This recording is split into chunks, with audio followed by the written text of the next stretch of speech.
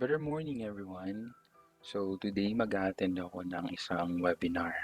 So this is hosted by the Philippine eLearning Society. Yung topic natin for today is effective online teaching and learning. Yung setup natin para sa webinar will be different from the rest that we are seeing online. Kasi usually yung iba gumagamit ng applications like Zoom wherein nakikita nila yung speaker and nakikita rin ng speaker yung mga nag-attend ng webinar. So for this webinar series, ang mangyayari kasi is parang binigay lang yung link wherein parang nagla-live lang yung ating speaker. So, mag-i-start na yung ating webinar. So, the topic is effective online teaching and learning.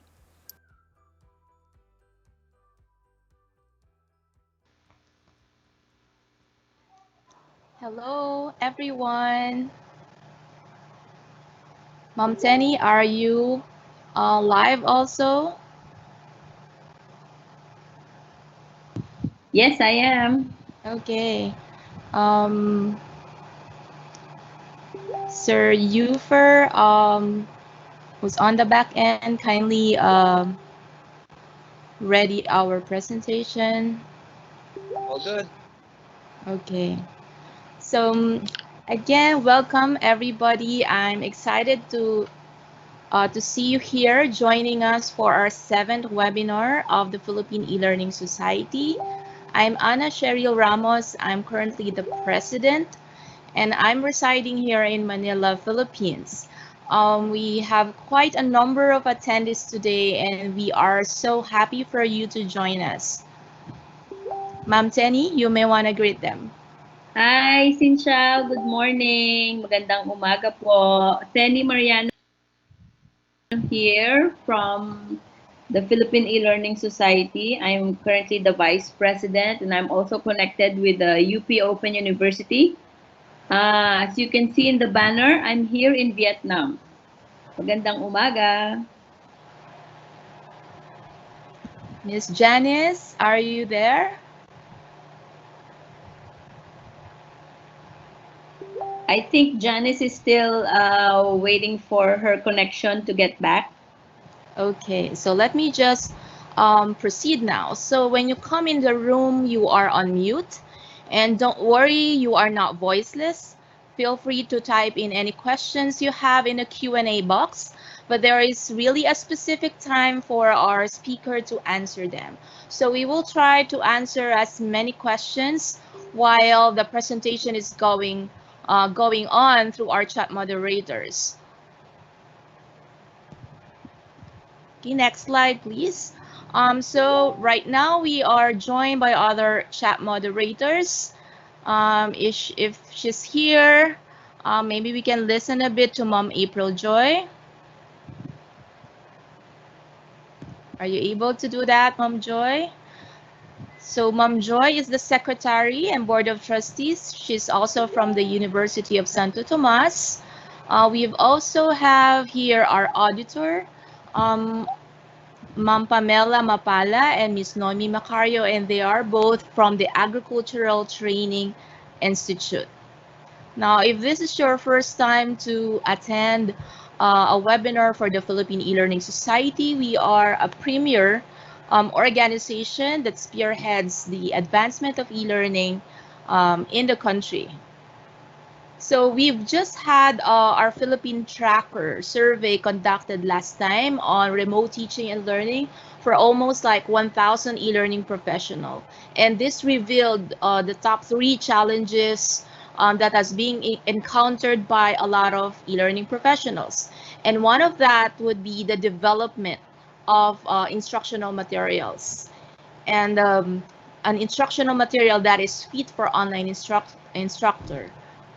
Instruction. And as an Adobe campus leader myself, I think that the one with the best reputation to be able to give us a concrete idea how we can all manage this and produce it well would be, of course, the best in digital creativity. That would be Adobe. And that's why we are fortunate that we have the best spokesperson today on this discipline. Can we check now? Let me just give some of the guidelines. You need to register your full name. You will only do that at the end of the session because we will flash the post-webinar evaluation. And then you'll also get a recording and a certificate of attendance. And you will now be directed to another platform where you can download and, of course, watch the recording again. Can we? Okay. For now, as a reference to our speaker and as well to all of you, we have a lot of participants by the thousand who logged in and registered. So most of you are coming from the Luzon area, that's 52.2%.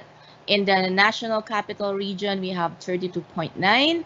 And of course, we have some more in the Visayas and Mindanao, and you are able to see the percentages.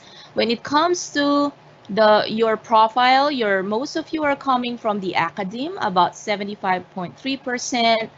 And well, a big chunk today is coming from the government agency. Now, our next slide, please. Now, for those who mentioned that they are from the academe, so this is already the breakdown. So we have here about 44.1% representing the public education system and 55.9% on the private sector. In terms of your levels of teaching assignment, many of you here, about 34.7%, said that you came in from the tertiary education, and of course in different percentages in the basic education. So I think this is a good profile. We have a mix of this. Yes, can you please move on to our next slide? Okay, Ma'am Tenny, would you want to introduce our speaker? Okay, let me introduce to you our distinguished speaker for today. He has about 30 years of teaching and education leadership experience. Currently, he is the Adobe Senior Education Specialist for the Asia Pacific. He regularly liaises with schools and universities focusing on enhancing creativity in education. He also manages the Adobe Education Leadership and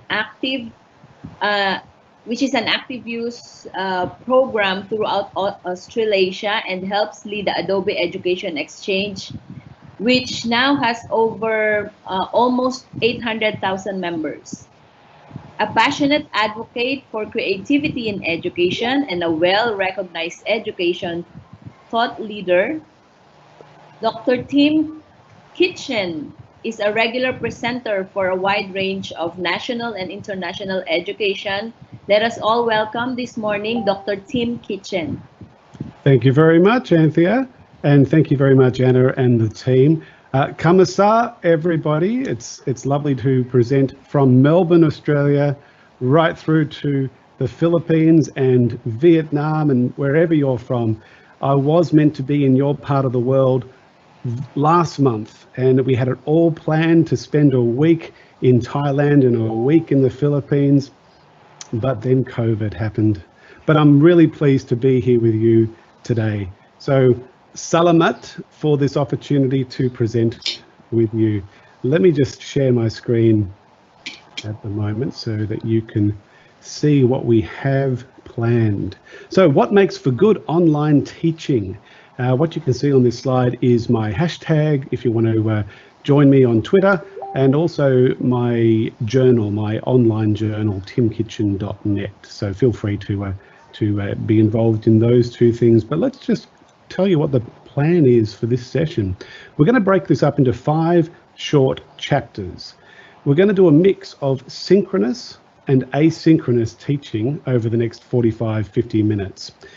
And that's kind of good modeling for what I'm trying to present to you, is how to create good online teaching experiences. And one of the big tips is not to do too much synchronous, because there's so many issues when you do lots of synchronous. So what we're going to do is a mix of synchronous and asynchronous, and we'll explain the difference between those in chapter 1. Chapter 2 is going to be about tips and tricks for an effective, engaging and creative synchronous session. Chapter 3 is going to be on a focus on video production and how important that is for an asynchronous methodology.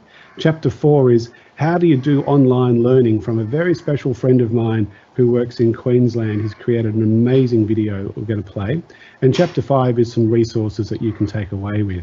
The way this is going to work, folks, is, well, this is just an article too, by the way. If you go onto my timkitchen.net journal, if you scroll down a few articles, you'll find this one, or if you want to grab that link there, it's a bit.ly/online-teaching-tips. Most of the things that I'm covering today are covered in that article, which was written on the 24th of March and has been spread all over Australia and New Zealand. That article, it became very popular for some reason. So we're going to jump into the first chapter, and the way this works is you can see a QR code. That'll take you straight to the video. Or you can type in the link, which I think is about to go into the chat now, if you just want to click it from the chat. I'm going to do the same. The first chapter goes for 8 minutes. We're going to allow you about 10 minutes to watch it, and then I'm going to come back in about 10 minutes time, and we're going to have a Q&A about the themes that came out of that particular chapter. If you're not familiar with how a QR code works, just grab your phone or your tablet device, go to your normal camera app, just your normal camera app, hover it over the QR code, and that will bring up, hopefully, the open in Vimeo, because we're using Vimeo. So I've just done that now, and I'm ready to play the video. Can you please go ahead and do that as well? So hover over that QR code or type in the link, and in 10 minutes time, we're going to come back together and have a bit of a chat about it. You can see my video's already started. So over to you now to watch the video, and then we'll be back in about 10 minutes.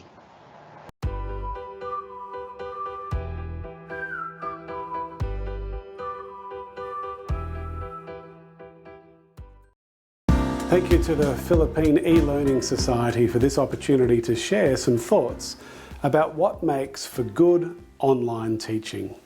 The current global COVID-19 disruptions to education have forced all educators in all sectors, faculties and curriculum areas around the world to take digital literacy very seriously.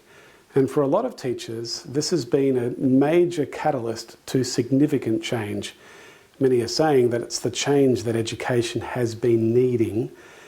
Many are hoping that we will all learn from these disruptions, and even when we do get back to some form of normality, we will take advantage of the new skills that we have developed during this disruption and put them to good use in future teaching and learning experiences. My name is Dr. Tim Kitchen, and I'm proud to say that I'm in my 30th year as an educator.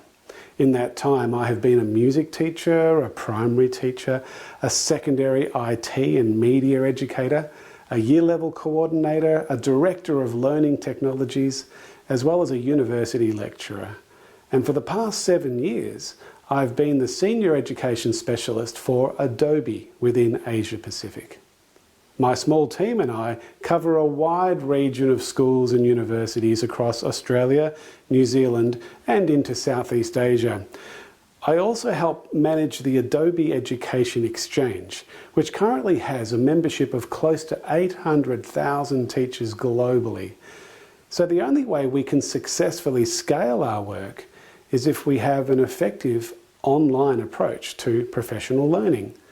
During this session, I would like to share what we have found to be good practice in the world of online teaching and learning. This webinar will be broken into a series of short video chapters, and I'll be available to help answer questions and add to the discussions live in between the chapters. So please use the chat feature throughout this event, and the moderators and I will try and keep track of the discussions. We are already into the first chapter, which is an introduction and a look at the two main forms of online teaching, synchronous and asynchronous. Chapter 2 will focus on tips and tricks for synchronous teaching. Chapter 3 will look at the importance of an effective asynchronous platform. Chapter 4 will be based on a video that was created by one of my Adobe education leaders in Queensland titled, "How do you do online learning?" And the final chapter will be a set of resources that you can take away with you and share with your colleagues and wider education networks. Let's look at synchronous and asynchronous online teaching. Online teaching usually involves a mix of synchronous and asynchronous methodologies. Synchronous online teaching is closer to traditional classroom teaching because it involves the teacher in live connection with their students, whereas asynchronous teaching is more student-centred, and it's an approach where students are self-directed to engage in learning tasks that have been provided usually via an online learning management system. Effective, engaging and creative synchronous teaching online is, however, also quite different to teaching face-to-face. It involves a skill set that develops with experience. It can be more like being a live TV or radio presenter and producer than it is being a school teacher or university lecturer. So don't worry if you're struggling in this form of pedagogy. Most educators are. Even those of us who are early adopters find it a challenge to produce the perfect online synchronous lesson.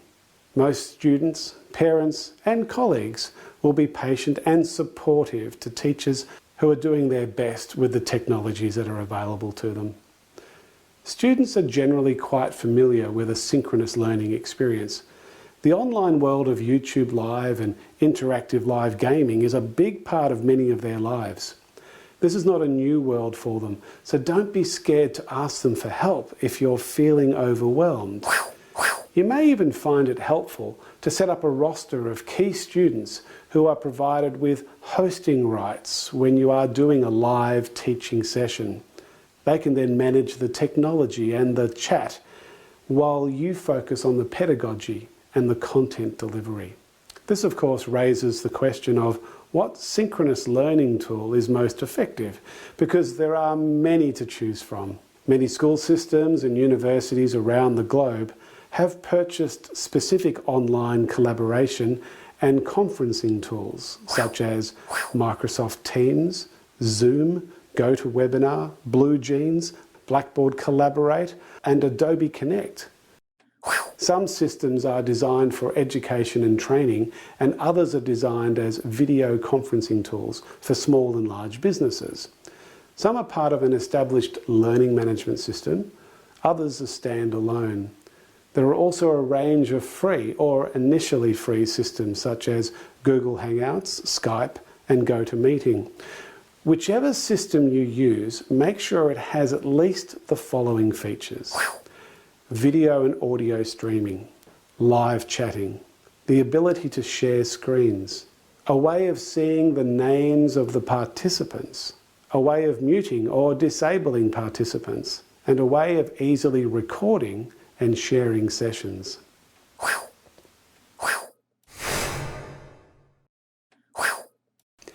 Asynchronous online teaching is not live or in real time, but does require the use of an online learning management system that students and teachers can log into from anywhere at any time to access important curriculum documentation and communications. I remember back in the year 2001 introducing my school at the time to the learning management system Blackboard. So they've been around for about 20 years. The most common communication tool for students these days is video. When students want to know something, where do they go? YouTube. Video is now considered a literacy, and learning basic video production skills for an asynchronous session has become almost essential for teachers during COVID-19. The more curriculum content you can create on video and stream via your LMS, the better. And these days you don't need to spend hours learning to be a professional video producer to create amazing content. I'll be sharing more about this in Chapter 3. Well, that's enough for this chapter. In the next one, we'll be going over tips and tricks for an effective, engaging, and creative synchronous session.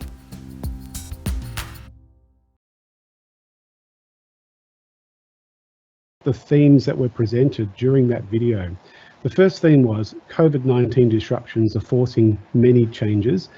Are they the changes that we've been requiring, needing from education? Some people are saying yes. Synchronous online teaching, it gave you a definition of that.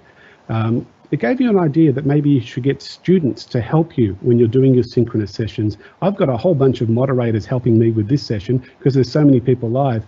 If you can get a student to help you, it makes things so much easier. Then you can worry about the pedagogy and they can worry about the technology. Yufa, we've just got some extra feedback there. If you could mute whoever else is on, that'd be great. And the other features of a good, we gave a description of features of a good synchronous tools. There's so many out there.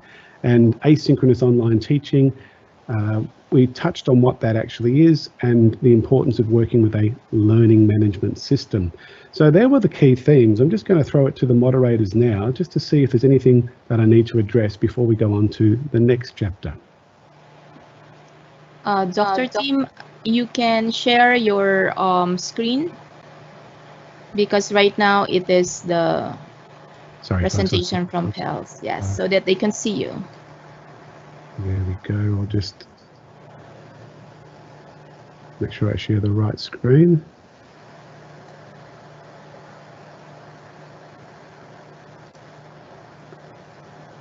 Hopefully you can see the key themes now. Yes, that's clear. Any questions, any comments that have come through on the chat that we need to address before we jump into the next chapter?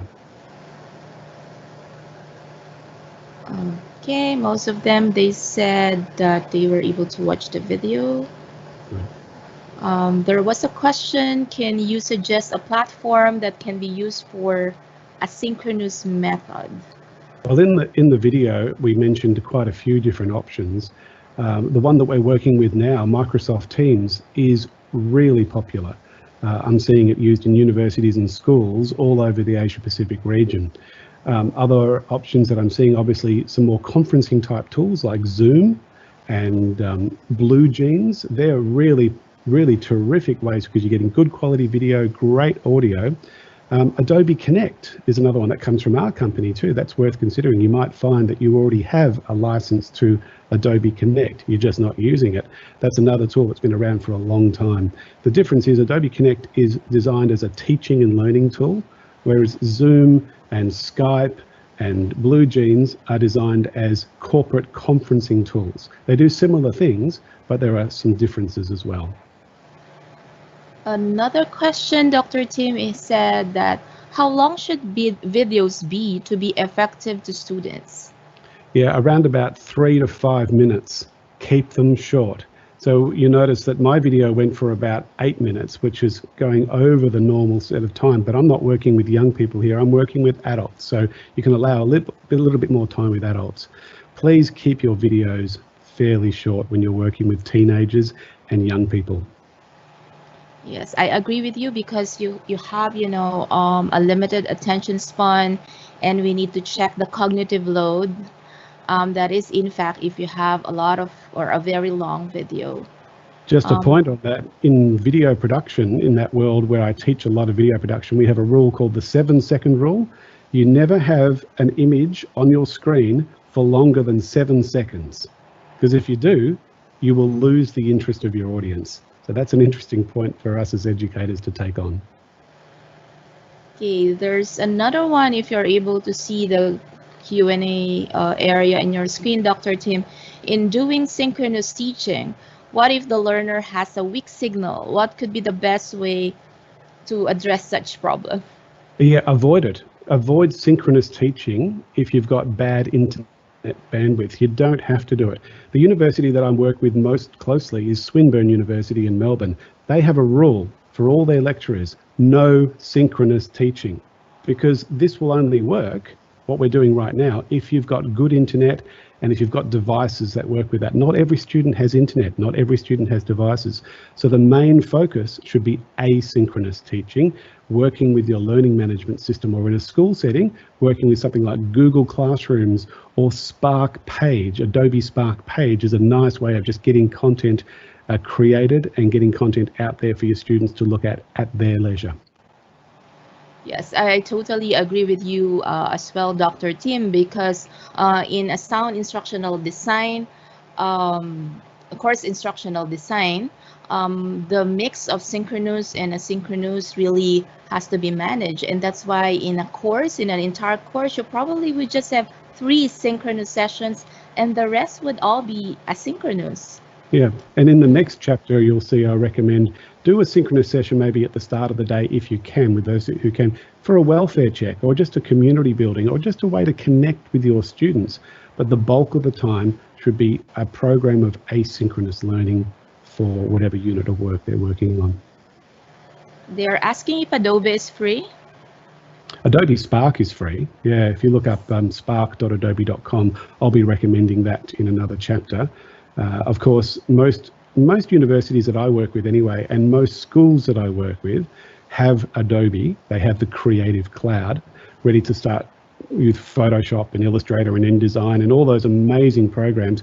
But Premiere Pro and Premiere Rush are the 2 best video editing tools out there to be working with. You might already have it without realizing that your school and university does actually have access. Shall we move on to the next chapter? Yes. Yes. All right. So, folks, the next chapter is coming up on the screen. You can see the QR code there. Hover your phone or your tablet device in camera mode. Get into camera mode. Hover over the QR code. It'll then prompt you to open up Vimeo and then watch the next chapter, which goes for 8 minutes. So we'll give you about 10 minutes. I've already started mine. So go ahead and watch yours, and we'll have a bit of a chat about the content of this very soon. Off you go. Look at the link. If you can't use the QR code, look at the link that's there. It's in the chat pod as well.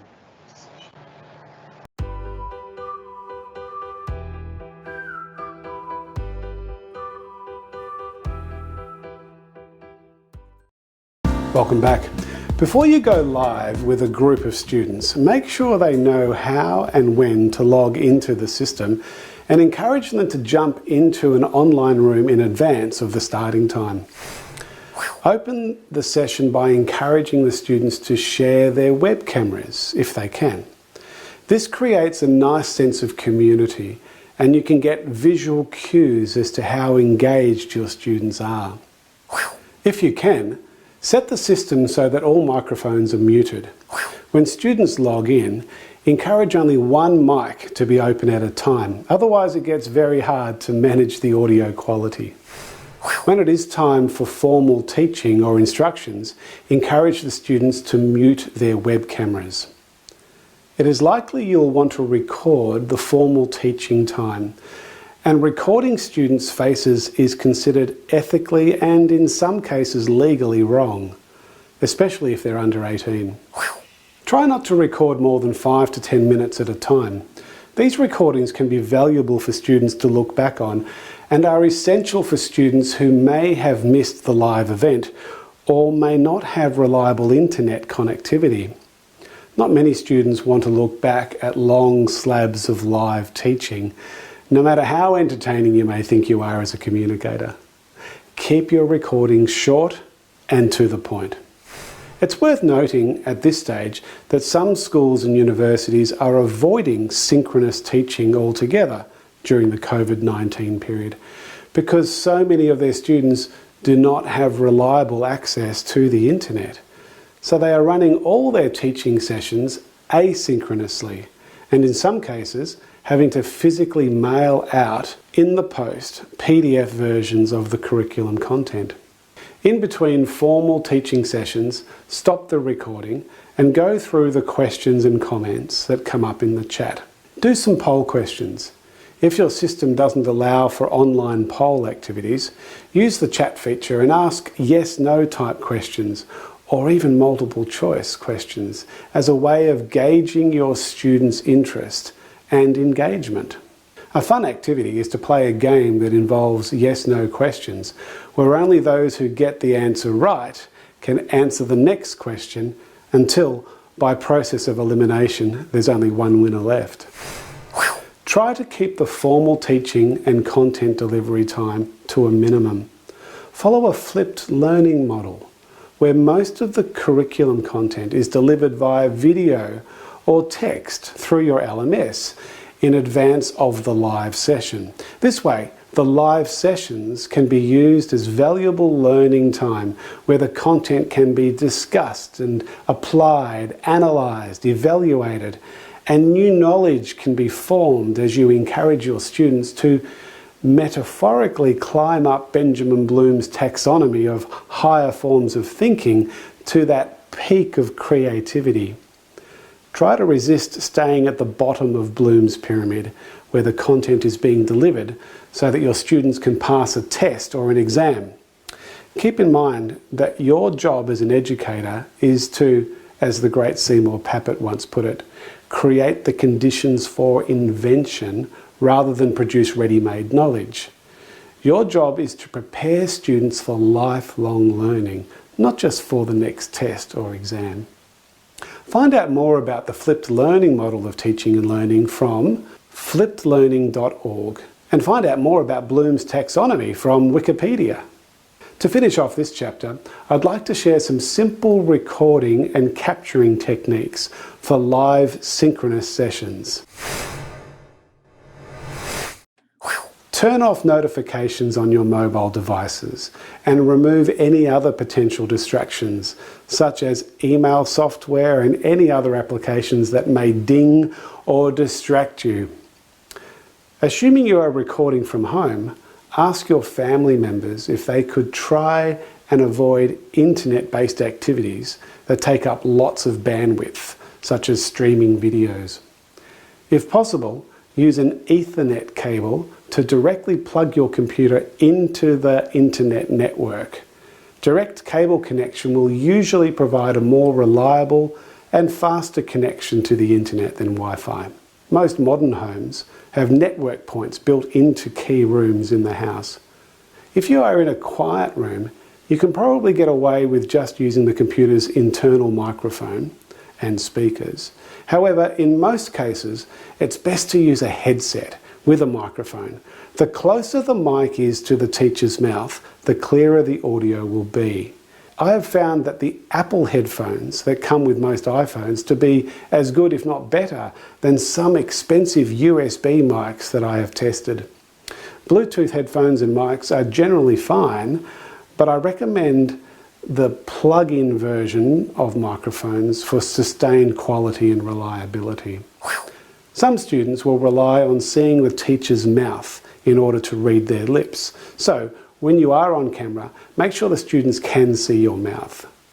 Think about the framing and fill the screen with a centered mid-shot. Body language, especially hand gestures, can also help a student understand content better.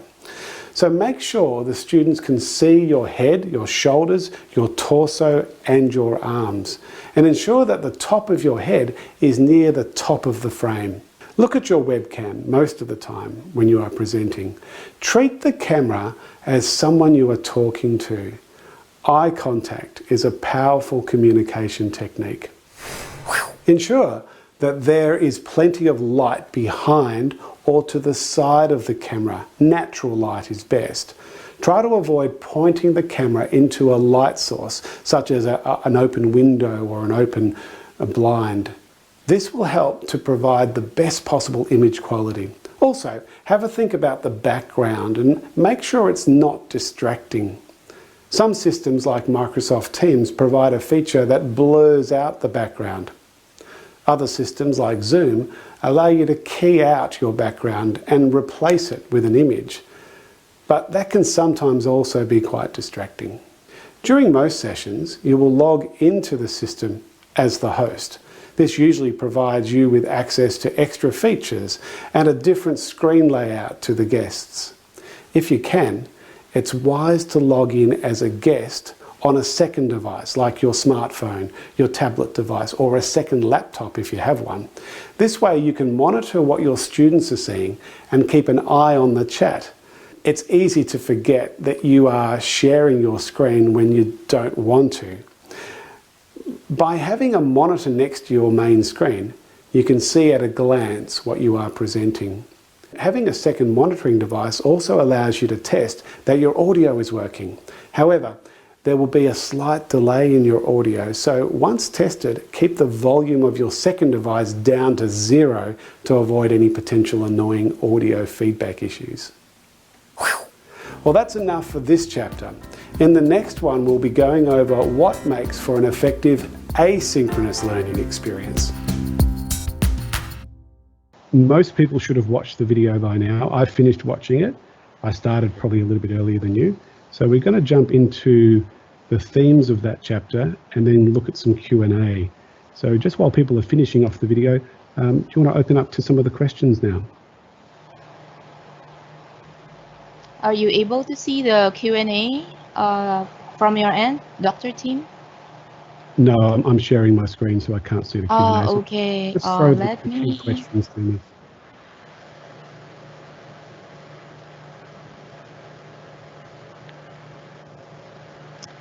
There's the particular question, should it be particularly be on video? Is it also okay to just send reading materials? Yeah, absolutely. There'll be some of your students who do not have the internet. You need to allow for them. So if that means creating a PDF version of the content and sending it to them via the mail, I even recommended that in that video, that you might need to use physically snail mail or the post to send out material for like a flipped learning experience. The problem is that's reasonably rare these days. Most students do have access to the internet, so you'll find there might only be a handful that you'll need to accommodate in that way. How do you create wonderful video presentations that would motivate your students in asynchronous teaching? We're going to jump into that. Well, if you're going to create the video, it won't be synchronous, it'll be asynchronous, because they'll be playing it just like we did then. You were watching that video in an asynchronous mode. We're now in synchronous mode, where we're actually talking live together. So just make sure you're aware of the difference there. In the next chapter, I'll be giving some recommendations on how to create quality videos. And so I'll be covering that in the next chapter. Oh, I think because it is related, I think, to the question of Mr. Raimundo. He said, are there video apps that can be used by teachers for them to record their lectures? Is that something that is in the next chapter? Well, there are, and my recommendation is that you don't record lectures as such. I think a lecture is not a great online teaching mode. That's what we're used to as lecturers, that's what we do. But if you can rework the content into short little videos that go for about 3 to 5 minutes, and then integrate those with a live discussion in a synchronous mode, so a mix of asynchronous and synchronous, it's going to be a much better learning experience for your students. Lectures don't work in an online experience as such. So I'm not going to recommend that you just record a lecture. It's old thinking, it's old mindset. We need to move on from that and recreate your content into more dynamic, short grabs, and we'll cover a bit of that in the next chapter.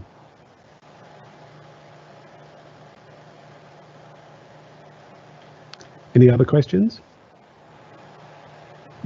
There was a question here, how about data privacy of the learners? Good question. And that's really important when you are doing a synchronous session, to make sure that if you are going to record it, like what we're doing now, we're recording this, that you don't get the students to go live on their cameras. Make sure the cameras are off when you're recording. When you're not recording, then there's a little bit more flexibility there. You can open up the cameras and have a bit of a chat, community session, just see how everyone's going. It's good for you to get a sense of how they're traveling and for them to see you. But then when it comes time to recording, ask them to mute their cameras so that it's just you being recorded. And that's a way of getting around that. There's a question here about a swimming school. So I think they're teaching performance-based or skill-based topics. So which leaves asynchronous teaching as our only option. We need to be able to track the progress with videos. What platform or our software can we do this? Yeah, I would argue that it's not your only option with a swim school. I used to be a swimming teacher too, way before we did online teaching, like I'm talking about 30 years ago. But what I can see happening in a swim school is that you're actually playing videos of techniques, and those videos can become like a repository of videos that your students can click into and learn from by looking at them. And then you have synchronous time to chat and just to see how people are going. In terms of tracking those videos, you can use YouTube, you can use Vimeo. There's lots of servers out there. They're the two main ones that allow you to track numbers. You can even with Vimeo put a password on your videos too, so that only your students will see that video, and then you can track how many people actually see it. Do you need to have a transcript placed in the video or enabled in the video for those having difficulty reading it? Yeah, ideally you viewing should. it? Yeah, correct process is to have closed captions. Now, I think YouTube has a way of doing that automatically, which is pretty good. Vimeo doesn't yet, that I'm aware of. If you can put it in, that's great. But for instance, for this week, I was only told about doing this session a week ago, and to put these videos together in 1 week, I didn't have time to put in all the closed captions. So, I didn't do exactly the right thing, but ideally, if you have the time, it's good to have closed captions. Can you entertain one more question, Dr. Let's do T? one more, then we'll go to the next chapter. Yeah. So I think this is more of a suggestion from Sir Mike. So he said he was able to watch the video, and maybe because you have mentioned about Bloom's taxonomy, he asked, does it mean that teachers should also be able to understand Mishra and Colors, the TPAC model? Yeah, I'm not aware of that model. Bloom's taxonomy is well established, has been around since 1956, I think, from memory. It's something that all teachers should be aware of. It's been modified since then. The general message there is, if you're at that base level of just teaching for a test and an exam, that's bad practice. That's not what education's about. We really should be picking our students up to that creative point, encouraging them to create new knowledge. That's what we're aiming for as an educator, not getting ready for a test. So hopefully all of us who are educators are aware of that, and Bloom's taxonomy is a nice way of looking at that pyramid or that taxonomy. Just adding some more for that TPAC model, I think I would agree as well with Sir Mike that first and foremost, you must be very good with your content. You must, of course, be aware of the right choice of pedagogy and strategies to deliver your instruction. And you must be well adept as well with the technology being synchronous and asynchronous. Terrific. Okay. All right. Let's jump into the next one. This is a bit shorter. It goes for just 5.5 minutes, 5 minutes and 20 seconds. So grab your phone or your tablet device, or just grab the link. It'll be in the chat pod soon, and go ahead and watch this video, and we'll be back together for some questions in about 5.5 minutes time.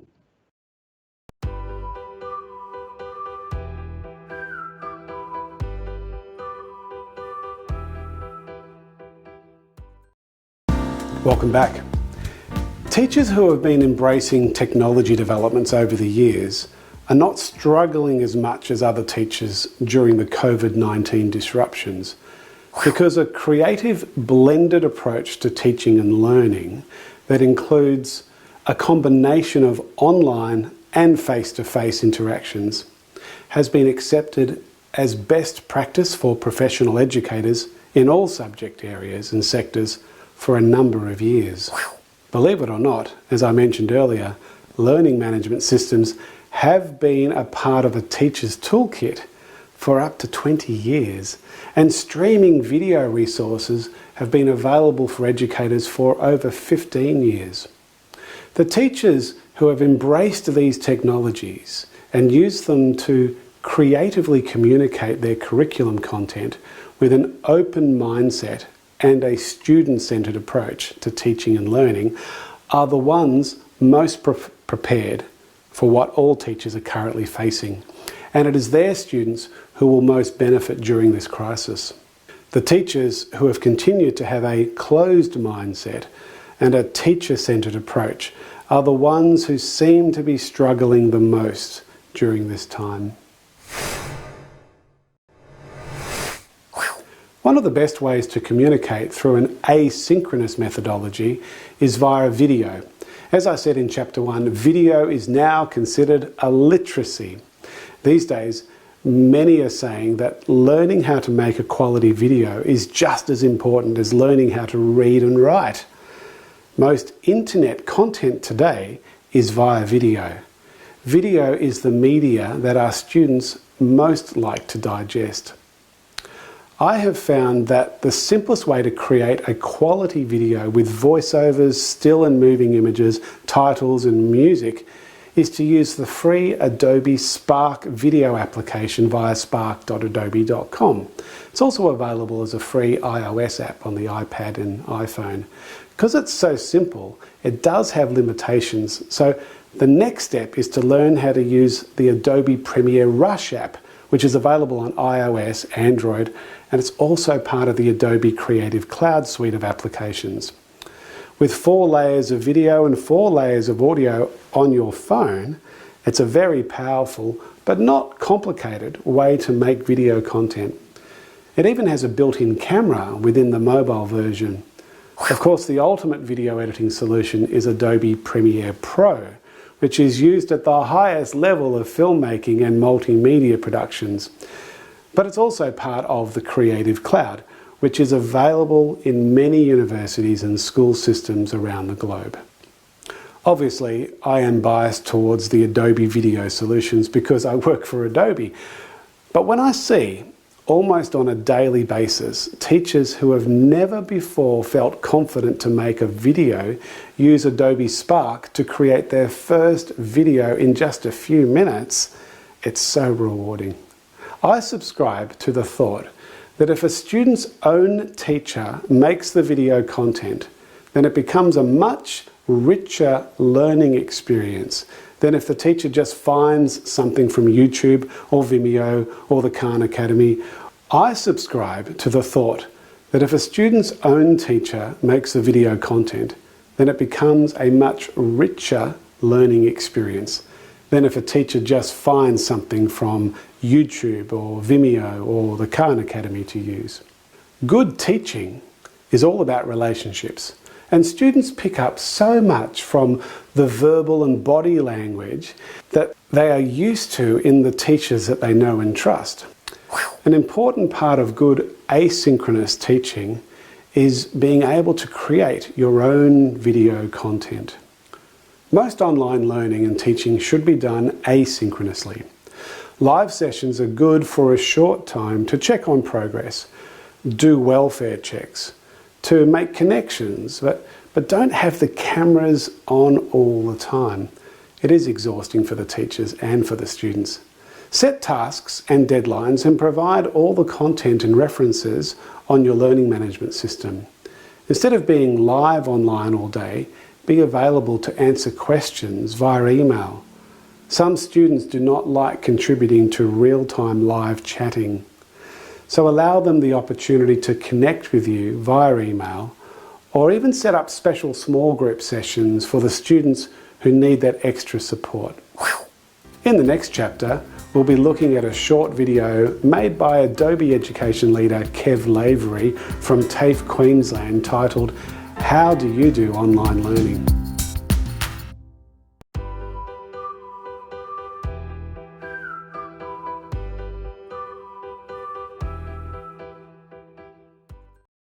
Hi, I'm Kev Lavery, and today I'm going to be talking to you about how to transition to an increased amount of online learning.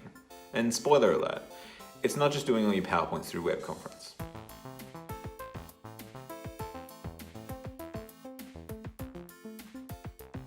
Online learning is different to traditional classroom learning for a few reasons, but one of the biggest ones is that you don't have any of the social-based engagement techniques that work in a classroom. You're not making eye contact, you don't have access to the same body language cues to measure how you're going, and you're not all locked in one physical space. That hour-long PowerPoint presentation probably wasn't great when you delivered in person, but it was propped up by those social factors. So let's kill multiple birds with one stone and try to transition towards a more engaging form of delivery while also preparing for online, and do it in a way that's easiest for you. And while we're at it, all the stuff that we're covering goes for meetings and any other type of communication too. One of the first sentences out of people's mouths when we talk about online is, "I'm not much of a computer person." And sure, I get that. But unless you live a proper technophobic life, you consume media, and with that comes an understanding of structure and conventions. A lot of media literacy is picked up through exposure and repetition, and it has rules and conventions the same as traditional literacy. You understand that in English, we read a page from top to bottom and left to right. In the same way, you understand that if I look directly into the camera while I'm talking, it doesn't mean that I can see you or that I'm looking at you. The reason that I do it is that it apes those socially based engagement techniques that we were talking about before. If I'm looking directly into the camera, I'm making eye contact with you. The main challenge of working online is recognizing that you have a great deal of media understanding in your brain already, and that you need to draw on that instead of falling back on "that's what we've always done." The first step is construction based, and this one's twofold. It's engagement based and it's a time saver. Now, I've jammed a bunch of other visual content into this video because I've been doing this for a while and I find it easy enough to do. But what you may not have realized is that I do this because it makes preparation easier and construction quicker. Every sentence you heard me say here is recorded separately from each other. Sometimes not even in the same time or place. It means that if I make a mistake, I only need to redo that sentence and not backtrack a long way. And while we're on presentations, they shouldn't be an hour long. It should be a max of 10 minutes. 15 at a stretch if you're really engaging. Yeah, you might have content that takes you an hour to get through, but if you edit it down properly and divide it up, you could take that same content and make it 4 or 5 great 5 to 10 minute presentations. Or for some of them, don't even do it. You might have a YouTube video or something else that covers that better, so share that instead. Your content doesn't exist in a vacuum. It's going to sit in a sequence for students. That might be inside a unit in our LMS Connect, or in a Spark page, or even one or more multiple Spark pages inside Connect. Look at how you read the news online. It usually goes like this. Intro, some explanatory text, a short video, some more text, maybe an image or a diagram or some other visual reference, some more text, maybe an important quote or concept in a larger font, maybe another short video, a summary of what's been covered, and then links to further resources. That's how you communicate online. It's more engaging, more digestible, and it allows those who need a chance to revisit specific sections as required. The reason why the news isn't delivered in one long live PowerPoint presentation is because that's a really ineffective delivery method for information. PowerPoints are great, but they need to be used correctly. And I'll make a longer video out this when I get a chance, but it breaks down into a few main points. Keep them short. Cover a topic or a concept. They're easier to make, they're easier to update, and they're more useful in a range of contexts. Don't overload them with text. Reading and listening travel down the same track in your brain. So if you read out words that people are reading themselves, that information bottlenecks before it makes it through to their brain. You talking over the top of a picture or diagram, or even just a single word, is way more effective for transmission and retention of information. Don't include videos. Link to them outside of it, better in terms of copyright and updating. If you include images, get them from a range of copyright-free stock image sites like Pexels or Unsplash. There's heaps of these, and for more information, ask a librarian. Remember that they're called PowerPoint presentations. If you're making a document full of text to be circulated and not presented, then you're using the wrong program. So let's summarize that all up. Teaching online is about the curation of information. It's not a live stream of you at your computer. Your content should be broken up into a bunch of quick bites, the same as the news example from earlier. Instead of that hour-and-a-half lecture, try this. Intro, some explanatory text, recording of a PowerPoint where you cover a major concept, some more text, a link to a YouTube video, maybe a little bit more text and an activity or even a short how-to video, maybe a diagram or a visual reference, and then a summary of what's been covered and links to further resources. And then if you want to schedule a webinar, it's one where students can come along and ask questions and seek clarification, or even do a small activity. That's a really solid session. That's how I would want to be taught, and probably you too. And it's a lot less strenuous task than presenting long sessions online. If you make small bits that fit together into a larger piece, that's much easier for you to put together, much easier for you to keep up to date, and much more digestible for your students. I'll include links in the description to a few programs that I'd recommend that you use, so check down there, but I'd like to leave you with one final clarification. A lot of teachers worry that producing online learning content makes their job less secure. Once they've got that recording, what do they need you for? Ever notice that textbooks edition every few years? Information, practices and approaches, they change over time, and resources age. Teachers are one of the most valuable commodities that education institutions have. They don't just teach classes, they're one of the best sources of intellectual property that these places have, and without you, they're just a big building with a bunch of outdated textbooks. Any quick questions before we do our final chapter?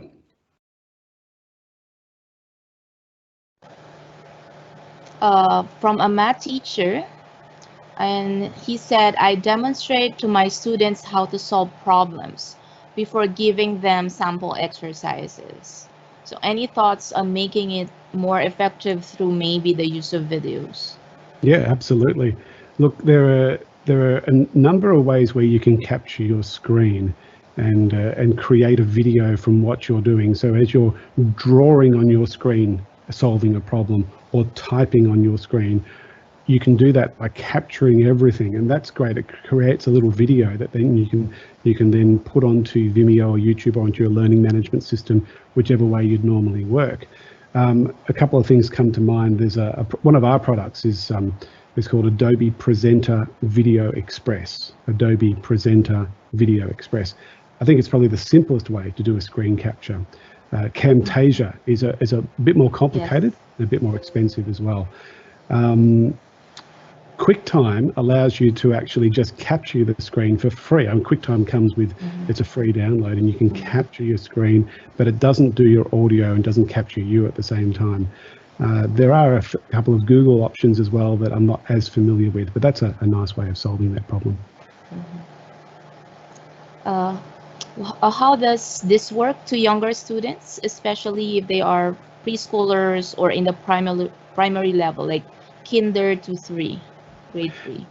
Yeah, or if you're teaching early learning, you're really giving the videos to the parents who are doing the hands-on teaching and guiding them through the activities.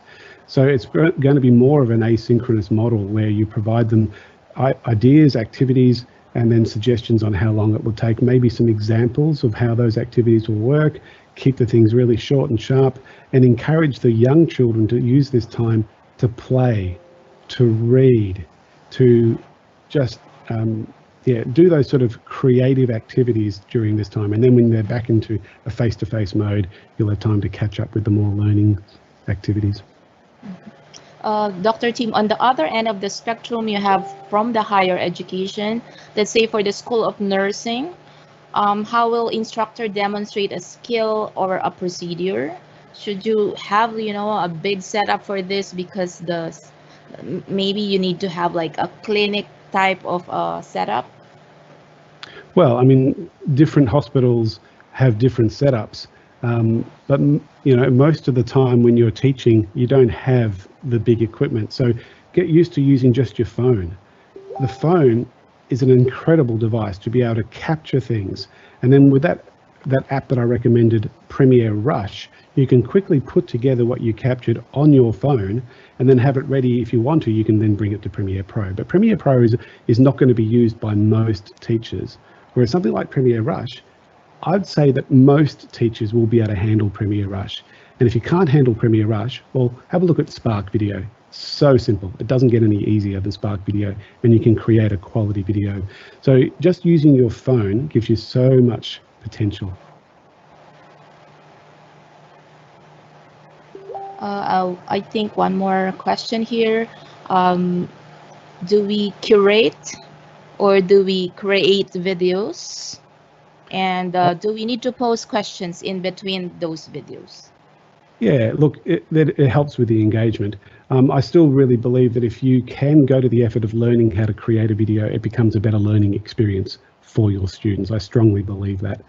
But if you can't, if that's just impossible for you, there are so many resources out there. But make sure you're streaming them in. You're not claiming them as yours, because you've got copyright issues if you download videos as opposed to stream them. So look at YouTube. There is so many resources there. Vimeo, lots of resources. The Khan Academy is just incredible.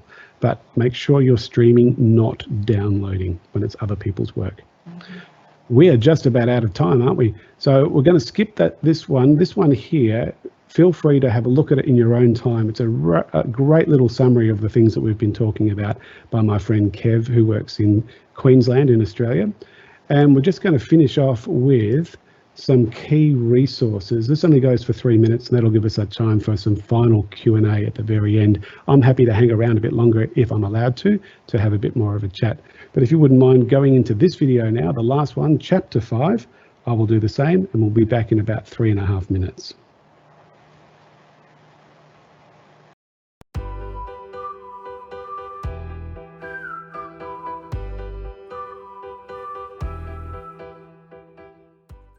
I'd like to share with you some resources that you can take away and share with your colleagues and wider education networks. The first is the Adobe Education Exchange, edx.adobe.com, which currently has a membership of close to 800,000 teachers globally. Part of the Education Exchange that has been set up for the COVID-19 period is the Adobe Distance Learning Resources site, edx.adobe.com/distance-learning. It's packed with resources and learning opportunities designed specifically to help educators engage students through online learning.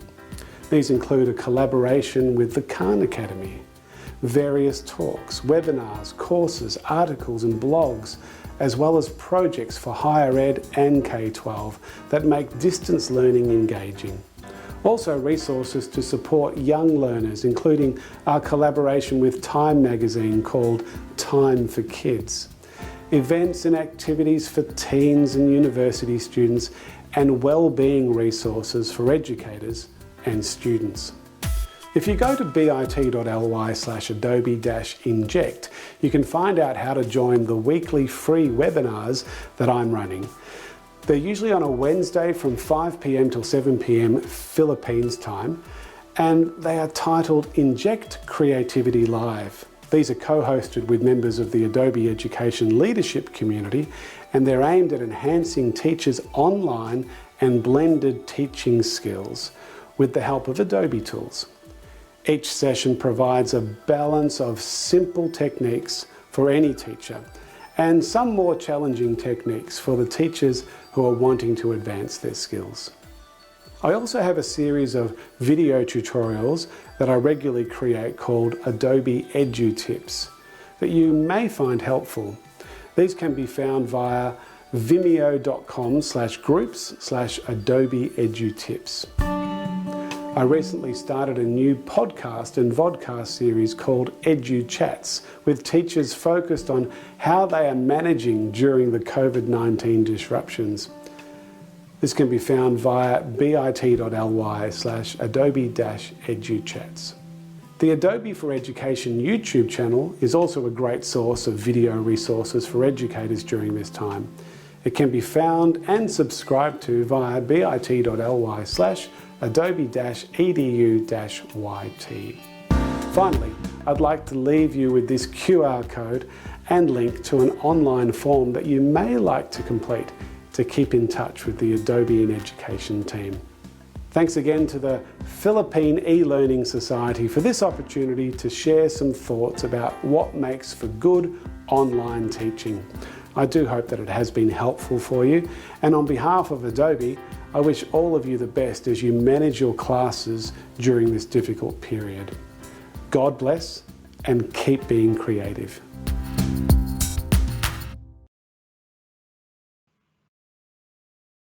Okay. Is there any moderators still with us? Yeah, Miss Tenny and Yeah, there you go. Yeah, okay. I wasn't able to unmute my microphone earlier. Can you entertain a couple of questions, Dr. Tim? Look, I'm happy to. Yeah, I know some people will need to leave because this is the time we're supposed to finish, but I'm happy to stay around. Okay. I have a question here from Cynthia Grace Diaz. I am an advocate of OER. May I know what particular online teaching and learning tools are free to use? Could you give me your top 3 free tools, whether as asynchronous or synchronous? Does Adobe Exchange have a repository of resources for teachers and students? Okay, there's a few questions there. In terms of free tools, Zoom is still free at the moment, and that's why a lot of teachers are using it. It has advantages and disadvantages, but it's well worth looking into. Adobe Connect at the moment is free for 90 days, and that might extend. We'll see how long this isolation period is going for. Of course, the Google applications, Google Classrooms, Google Hangouts, all the Google tools are sort of free as well, depending on your infrastructure. They're the free ones that I'd be looking at. Most of the other, or Skype and FaceTime, they're all free as well, but they have limitations in what you can do. Generally, you get what you pay for across the board. We don't know how long Zoom's going to continue to be free for. What was the second part of that question? Which tools do you recommend for asynchronous and synchronous? Yeah, I've just mentioned a bunch of synchronous tools. In terms of asynchronous, for free, well, if you're into Google Classrooms, it's a wonderful tool that becomes like a learning management system. But most universities are into learning management systems. They'll be either using Canvas or Blackboard, or there's a whole range of them out there that you can work with. Some of them will create their own, but they're not free. They're very expensive, but hopefully your university has one that you should be working with as an asynchronous tool. Okay, I have one interesting question here. What specific measures can you suggest in monitoring the parents' intervention during the asynchronous learning? Yeah, you've got not a lot of control over what the parents say or do, for sure. Giving them some clear guidelines beforehand, making sure that they're not overbearing and not doing things the way that they think it should be done. It's very hard. All you can really hope to do is the parents will take those on board, and then when you do get back to see your students again face to face, you might have to deal with some issues around that region. Yeah. Yeah, I agree. I think it's really important that the teachers have a really good communication with the parents, especially for the young ones. There is a question here, Ma'am Tenny and Dr. Tim. Is there a maximum number of learners that should be within a synchronous session? Look, a maximum, I would say if you've got more than 30 in your synchronous session, you're going to have trouble keeping up with the chat, keeping up with everyone. Ideally, you want to have around about 15 to 20, and then that's manageable. If you've got 50, 60, 70 on your asynchronous session, you can still run it. You just won't be able to keep up with the chat that well. Unless you've got really good moderators like I've got who can keep up the chat with you, and you can use students as moderators as one of the tips I suggested earlier. So for those students who are shy, how do you engage them in a synchronous session? It's very hard to get them to open up their cameras a lot of the time. You'll find that shy students will be listening, they'll be taking things on board. Give them the opportunity to jump into an email with you, or even if you feel as though you really need to have some one-on-one time with those students, block some time for them. Have a special asynchronous session just for the groups of vulnerable students that you might have with you. But encourage them to email you, because that's a lot less threatening than going into a live chat. Yeah. So I think this is something we could use as our last question. You've mentioned about Bloom's taxonomy a while ago, that we should not mimic the traditional way of teaching just by remembering and telling the content. How can synchronous teaching then be student-centric? Yeah, good question. And that's what we're aiming for. If you look at the flipped learning model, where most of the content is delivered before you have a synchronous session. So the videos are there for asynchronous, so they're actually getting the content before they come to have a session with you. So that when you're having a synchronous session, you're not teaching content, you're not lecturing. What you're doing is you're enhancing the content that was already delivered. And if you get into that culture, that mix, and this is not just for now, this is for when you go into face-to-face, back to normality again, don't waste valuable class time, synchronous time, whether it's physical class time or online class time, with lots of content delivery that could have been delivered beforehand. That's the concept behind the flipped learning model. And that way you can use that valuable class time to get people into small groups. Use the Spark tools to say, well, this group here, I want you to go and create a video, get the students to create a video about the concepts that you've learnt and what can we create out of those concepts. Get that group over there in a breakout room, or if you're back in the classroom, get that group to create a poster, get this group to create a web page, and use that as a creative way to bring you up through the analyze stage, through the synthesis stage, into that point of creativity where the students are actually creating new knowledge based on the content that you've given them prior. That's an idealistic view, I know. It's certainly the way that I taught, and I haven't been a classroom teacher now for 7 years, but this model was well established back then. So that's the way I used to teach and had great results from that.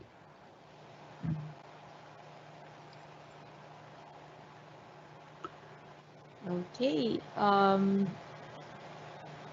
Just highlighting a couple of the resources again, so you can see on the slide now, that's the Spark tools, spark.adobe.com. They're all free, they're great. They're all browser-based, but they're also iOS-based, and Spark Post is Android-based as well. For posters, for videos, for web pages, fantastic for synchronous and asynchronous. So keep that in mind. We've already talked about the distance learning resources. Hopefully you've got that. All of these slides are going to be available for you. I'll just bring up the link in a sec. And if you need any help, the Help Center is there for you, helpx.adobe.com. I've already mentioned the EduTips. Can you see that link there, bit.ly/adobe-8may20? That gives you access to all of my slides. So if there's something you want to go back and check on again, that'll take you there. It'll take you to the Adobe Education Exchange. You will need to join, but there's no cost involved in that. It's all for free. And go ahead and, and enjoy that resource. And again, please do contact us if you'd like to be part of our community. Thank you so much for your time, and I appreciate being able to share my experience and my passion for creativity, especially even in an online world. I think you can be just as creative in an online world as you can be in a face-to-face world if you really think about it. I want to thank our moderators, Ufer and Anthea and Anne and Clarissa and April Joy and Janice and Pamela and Naomi. Thank you very much for helping with this session. And I'm going to do a very bad attempt at saying goodbye in Filipino. So I'm going to say, Magandang umaga paamala. How did I go? Paalam. Paalam. Oh, so. Okay, thank you very much, Dr. Tim. We are so privileged to hear a lot of exciting things when it comes to improving our ways of teaching synchronously and asynchronously. Can we just pull up our session, our slides? Mom Tenny, would you like to do the synthesis first? Yeah, sure. So first of all, thank you, Dr. Tim. That was a huge amount of resources that we learned this morning. Thank you very much. Thank you, Adobe. So Dr. Tim was able to give us a rich explanation about synchronous and asynchronous. By now, I guess most of us can really distinguish what is asynchronous and synchronous, and how is it important for us, especially now that we are entering into our new normal way of education. So it's really a paradigm shift for all educators, including us. So he was able to discuss the difference, or the two main forms of online teaching, which is like asynchronous and synchronous, and how effective videos in presenting our content to our students. So at the end of the day, it is really our students who needs to be the center of all the things that we do, whether it's asynchronously or synchronously. We aim for a student-centered delivery of education for them, especially now that we are faced with this disruption that we are facing right now. So it's very important that we create a condition of invention for our students, whether they are young learners or old learners. That's how we want education to be, that they just don't memorize things, they just don't learn things, but we create the scenario that they will really think, that they will invent things themselves. So flipped learning is very helpful, as Dr. Tim mentioned about it. He also gave us techniques on how to do our own video. Some of us, I know, are very afraid of doing this because this is not what we are used to do. But I think it's a good attempt. It will be a good attempt for us, especially if we are really uh, going into the route of blended learning. So he mentioned that it's very important that we just don't use the canned video that we can find online. Of course, we can use that, but it's really important that we still connect with our students even if we are online. So seeing our faces, knowing that we exert some effort in delivering our content is also very important for our students, and it will create a richer learning experience for them. So there was a video that wasn't played. I hope that you were able to get a link. I had a glimpse of that video, chapter 4. So if you have time on your own time, you can watch the video. I think the link will be shared or already being shared with you. So, and the last chapter, chapter 5, where Dr. Tim shared with us the resources. Well, there are so many resources, and I hope that after this session, you will really find time to explore the tools that was mentioned, the tools that were mentioned here. Most of them are free. Thank you very much for wonderful companies who are really helping educators do this without any cost. So with that, Dr. Tim, thank you very much. Thank you very much for spending your morning with us. And Salamat. yeah, that's good. So yeah, at the end of the day, creativity is what we're aiming for teachers and students as well.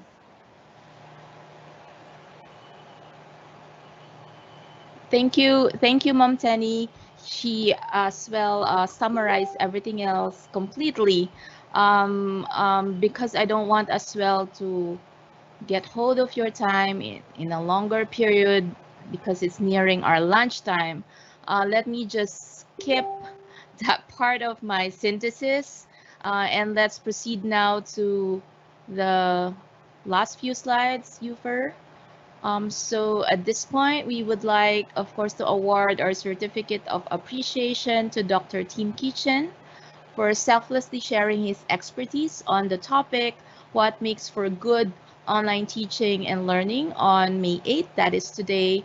And on behalf of the Philippine eLearning Society, we are so grateful for his generosity as well as the tremendous amount of resources and down-to-earth explanation. He stripped all of those complicated instructional tips and narrow it down to the bare bone, and that is actually very good, especially for starters. Next, on our slide here, we of course we are very much thankful as well with our service partners. This is all possible because we have a support from Microsoft, represented by Ms. Grace Ko, the Education and Programs Manager, Mr. Paulo Balinas, the Education Channel Manager. Behind us, of course, are people, reliable people from Line Learning and Development Solution, represented by the Chief of Operations, Mr. Yufer Pasion. Miss Clarissa is as well there, Clarissa Lim as our moderator. We are as well thankful with PLDT and Smart for the connection from Mr. Al Contreras.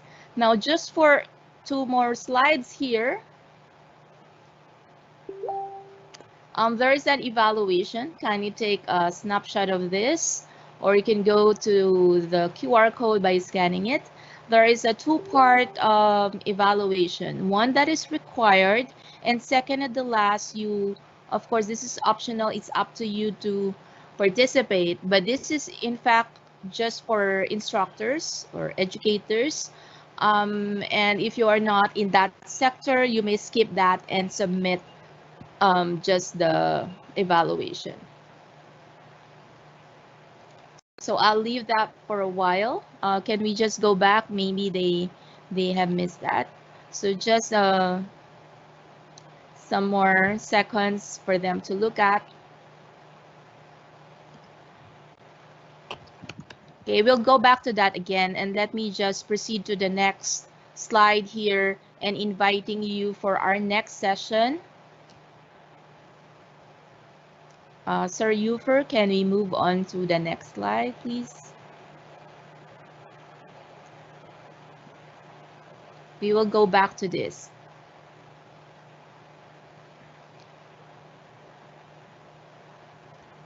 Sir Ufer, for our next slide, please.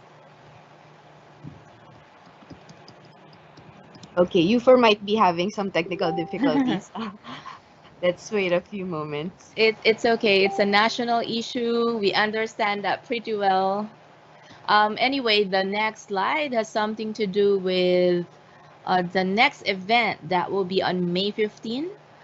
We will be privileged to listen to the Google for Education group. And we'll now put the link for the registration by once we're able to finalize the name of our speakers and the information about the session. And I think we just have just one last slide, just the last set of reminders for us. This would be, of course, reminding you that you need to have the evaluation filled out, and that later on you will receive the webinar recording, and then the certificate of attendance that you can download in another platform. Once you're able to do that, you can always come back and watch that at the luxury of your time. And you have now a repository of even your all copies of certificates that you did with, or that you had with the Philippine eLearning Society. So with that, we will now finish this session. Again, we are so thankful for your active engagement, and we look forward of you joining us again for our 8th webinar session. So magandang umaga po, and magandang umaga sa lahat po ng nakikinig ngayon. Ma'am Tenny? Yes, thank you very much, and we're looking forward to seeing you again next week, same time, Friday, May 15, for our 9th webinar series. This is Tenny signing off from Saigon, Vietnam. Okay. Thank you po. Can we flash just some more minutes for our evaluation link? Thank you, Dr. Tim. Pleasure. Nice to meet you all. Thank you. Thank you, Dr. Tim. Thank you, Salamat. Dr. Tim. Thank you, Microsoft. Everyone. Thank you, Line. We'll just stay here for a bit if you have some more questions.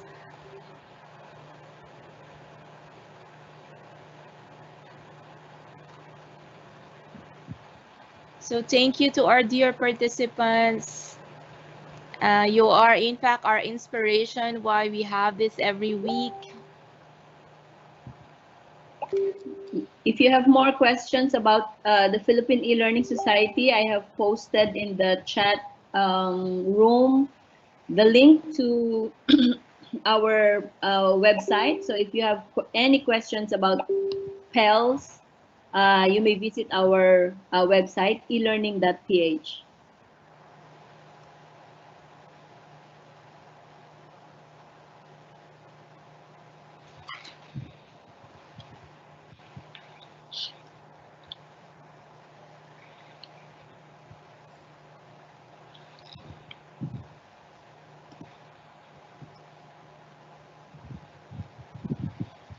Okay, we'll just stay here for 5 more minutes.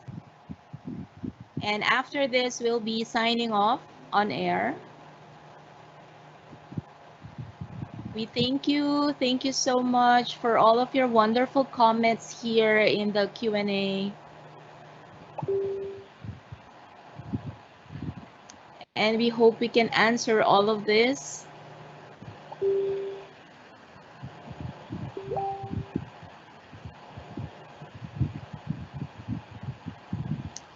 There will be another webinar, yes, by Friday, same time at 10 o'clock. The evaluation now is posted on our screen. You can take a snapshot of that. You can as well answer that after this session. You have all the time for you to do this.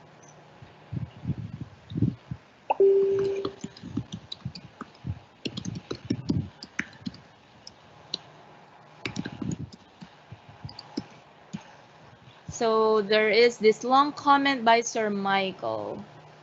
He's thanking all of us for the webinar. He's a public school teacher.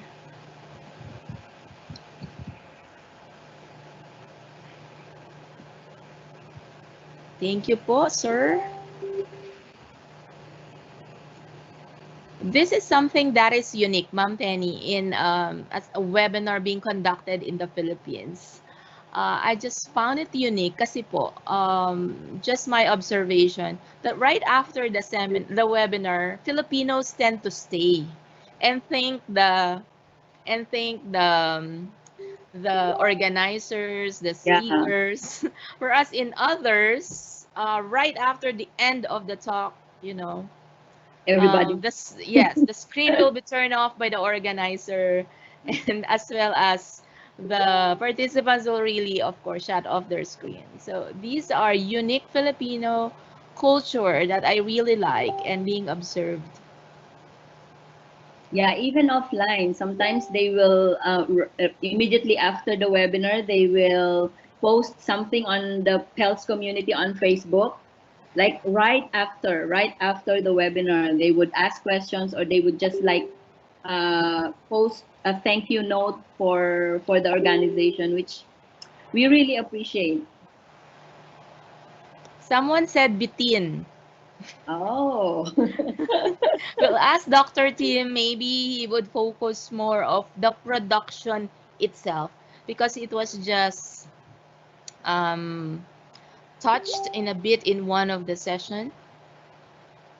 But I think if you are able to get the link to chapter 4, that's a good resource for doing the actual video recording itself. So I think it's worth watching chapter 4 that we were not able to play. But I think I think Clarice posted the link to that video. It's a YouTube video. So you may watch it on your own time. And of course, if they're looking for specific instructions on how to make a video, well, the EduTips resources have a couple of links there on how to make a video with Spark on a browser or Spark on an iPhone or an iPad. And I'm currently creating one at the moment for Premiere Rush. But if you just do a YouTube search for how to create a video, with Premier Rush. There are lots of resources out there, but there will be one on EduTips very soon. I think Okay. this is a little bit of an uncomfortable turf for educators, because they are very used to speaking face to face with the students, and now they will be speaking on a screen without an audience, and I think it's a little bit intimidating. It But I is, think but it's a good once, adjustment to have because it's yeah, so but beneficial for a blended yeah, learning yeah, approach. And I I would think, say that a lot of teachers will be changing their practice after experiencing what we're experiencing. yeah, yeah. They'll be superstars on videos. How much more minutes, Sir Eufer, before we turn off? We have Or 2 minutes. 2 more minutes? Okay.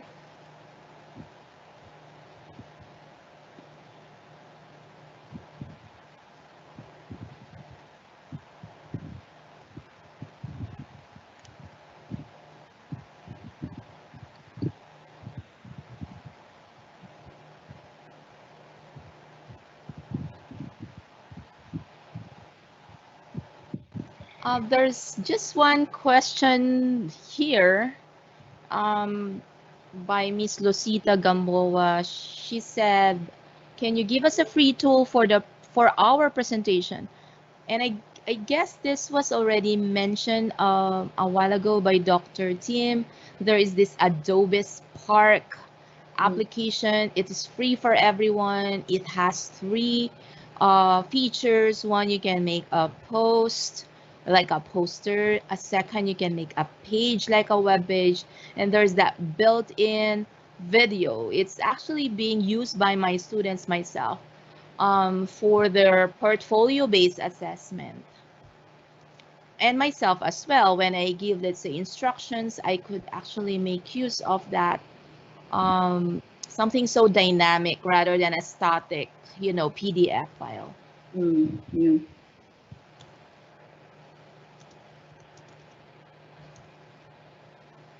And so basic and simple as well. That's the beauty of the Spark tools. They're nothing like our professional tools, which are really complicated. So the Spark tools are designed for really simple use by anybody. Yeah.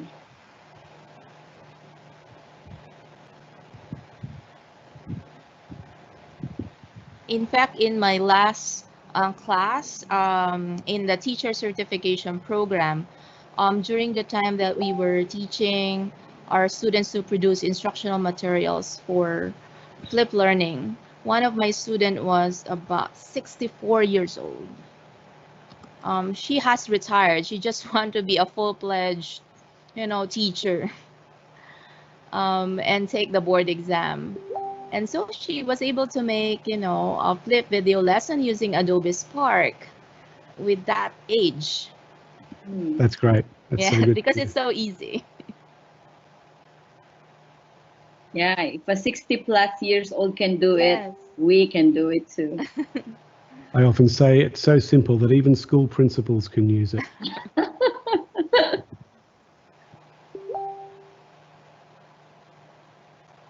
Okay, Sir Eufer, how long can we stay some more? Just give me the cue and we can now end the live event. Okay, so I think we can now end the session. Again, we thank everyone for tuning in with us today. So goodbye, everybody. Thank you. Thank you, Salamat. everyone. Thank you, Dr. Tim. And that concludes our webinar. So, in-encourage ko rin yung iba na mag-join po sa mga webinars online para marami tayong matutunan while nasa bahay na po tayo.